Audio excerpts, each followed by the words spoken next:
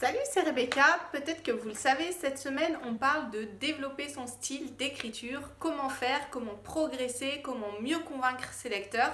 Lundi, je vous ai lancé un petit défi, celui d'écrire 10 minutes chaque jour parce que c'est vraiment une des clés pour réussir, de pouvoir pratiquer. Mardi, je vous ai dit que c'était vraiment important, le secret pour progresser et améliorer votre style, c'était d'avancer petit pas après petit pas, de ne pas regarder la montagne qu'il y a devant vous, mais ce que vous pouvez faire aujourd'hui même, de ne pas attendre d'y aller et comme ça de regarder vos progrès et pas simplement ce qui vous reste à faire, le chemin qui reste à parcourir. Et aujourd'hui, j'aimerais vous raconter une petite expérience. À chaque fois que je pense améliorer son style d'écriture ou que je pense erreur d'orthographe ou texte mal écrit, je pense à cette expérience que j'ai vécue. Alors c'était quand j'étais à la fac et j'ai encore le petit papier à la main qui résume toute cette expérience. En fait, j'avais un cours de pratique de l'écriture, 2 heures par semaine, et j'aimais énormément y aller. On était un petit groupe d'une dizaine d'étudiants et chaque semaine, notre prof nous donnait des jeux d'écriture à faire. Alors ça pouvait être un peu n'importe quoi, ça peut être des lipogrammes, ça pouvait être... Alors l'hipogramme, c'est quand on enlève une lettre ou 2 lettres, on n'a pas le droit d'écrire avec ces lettres-là. Par exemple, on enlève les A et voilà, il faut trouver des synonymes pour remplacer tous les mots qui contiennent des A.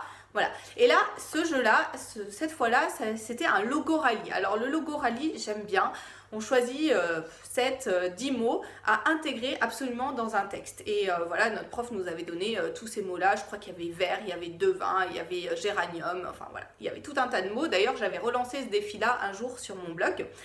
Et suite à ça, on lui avait rendu nos textes et voilà. Et la fois suivante, on arrive dans ce cours de preux et là, notre prof a passé 1 heure à nous montrer par A plus B, alors sans nous montrer les textes, mais à nous démontrer qu'on ne savait pas écrire, que voilà, pour des étudiants en lettres, c'était lamentable, qu'il fallait vraiment qu'on se réveille, voilà, qu'on avance, qu'on fasse quelque chose, qu'on s'y mette, qu'on fasse un petit peu ce que je vous ai dit hier dans la vidéo de hier, d'avancer un peu petit pas par petit pas, mais se donner un coup de pied aux fesses. En gros, c'était ça. Alors pendant 1 heure, on s'est entendu dire ça et je peux vous dire qu'on faisait tout petit sur nos chaises parce que on avait un peu trop honte de se prendre de telles remarques alors qu'on n'était pas tout à fait en début d'année en plus de lettres et puis que voilà, on passait notre journée à décortiquer les textes des autres auteurs et je suis certaine que vous n'aimeriez jamais que ce genre de choses vous arrive parce que voilà, se prendre des remarques comme ça, c'est pas facile et puis, et puis voilà, du coup, on était tous là sur nos chaises et... à se dire que oui, en effet, le prof avait raison, qu'il fallait vraiment faire quelque chose. Et je pense que ça, c'est quelque chose, c'est vraiment une clé, si vous voulez progresser, de vous dire que vous allez vous y mettre et de le faire effectivement, d'avoir confiance que vous pouvez le faire, de chercher les solutions, que en fait, les remarques qu'on puisse vous faire ne vous décourage pas, parfois elles sont mal formulées en effet, mais que ça ne vous décourage pas, au contraire que ça vous donne envie de vous lancer dans l'aventure, d'aller plus loin, de progresser. Si vous n'avez pas cette envie, vous allez avoir tout le temps peur de montrer votre texte et puis vous n'allez jamais progresser tout simplement. Donc je vous encourage à ça. Alors pour terminer cette petite histoire, ça s'est très bien terminé en fait pour moi parce que quand le prof nous a rendu nos copies, en fait je me suis rendu compte qu'il avait écrit c'est un bon texte, bien construit, bien rédigé, surveillez l'orthographe et qui m'avait mis 16. Donc je me suis dit 1 heure de remarques pour avoir 16, ok, bon j'aurais pu en rester là.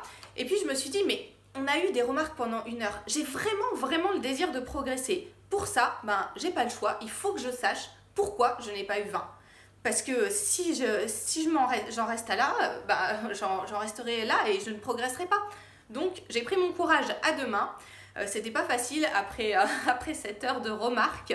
Et je suis allée voir le prof et je lui ai demandé pourquoi est-ce qu'il m'avait mis 16 et pas 20. Qu'est-ce que je pouvais faire pour améliorer mon texte? C'était ce qu'il nous avait dit pendant toute l'heure. Améliorer, cherchez comment vous améliorer, etc. Et donc il a repris ma copie.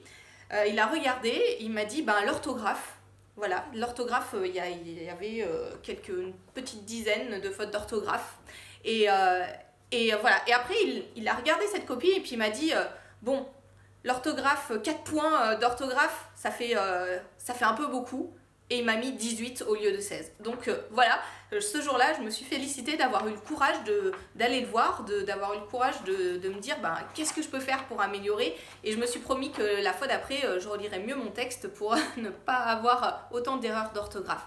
Je vous encourage vraiment, quand on vous fait des remarques, alors ne pas aller voir n'importe qui quand on vous fait des remarques non plus, parce que si vous prenez tout le temps des claques, ça va vous décourager. Mais en tout cas, de rebondir, d'aller plus loin, de chercher pourquoi est-ce qu'on vous fait ces remarques-là. Les remarques gratuites, ça ne sert à rien, mais les gens qui vont vous justifier leurs remarques, écoutez-les, pas pour faire exactement tout ce qu'ils disent, mais au moins pour garder ces informations en tête et améliorer vos textes. Vous prendrez plus de plaisir ensuite à les écrire et vous donnerez plus de plaisir aussi à vos lecteurs. Je vous rappelle que pour aller plus loin, parce que c'est des choses qu'on ne peut pas toujours trouver nous-mêmes, ou qu'on met beaucoup de temps à trouver soi-même, pour aller plus loin, je vous propose cette semaine ma formation Améliorer votre style d'écriture en 10 minutes par jour. Vous pouvez la télécharger directement en cliquant sur le lien qui s'affiche dans la description de cette vidéo. Vous aurez plusieurs modules audio pour vous accompagner pas à pas tous les jours, pendant 10 minutes simplement, c'est pas beaucoup, mais ça vous aidera à améliorer vos textes, à les regarder autrement, à voir quels sont les points que vous pouvez travailler pour arriver à écrire un roman qui passionne vos lecteurs. Bon courage à vous et à très bientôt pour d'autres conseils.